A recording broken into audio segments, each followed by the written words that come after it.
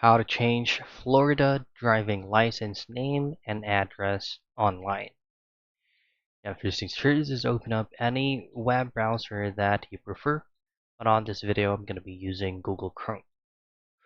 Now, once you open up your browser, just head straight to mydmvportal.com's official site, and you will be redirected to Florida Highway Safety and Motor Vehicles. Now, changing or updating your name and as well as your address needs you to log in to your DMV portal account. Now, once you're here, just simply click this option here that says log in to my DMV portal. Now, if you don't have an account, just choose this second box here that says new here and hit on enroll now, or either log in to either of these platforms right here, to Facebook, Google, or maybe Twitter. If you already have an account, just simply log in using your email and password.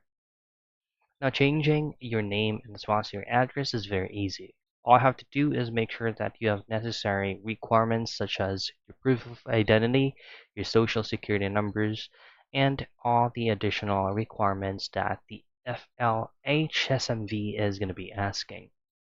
So that's basically it. It's how you change your name and Florida driving license as well as your address online.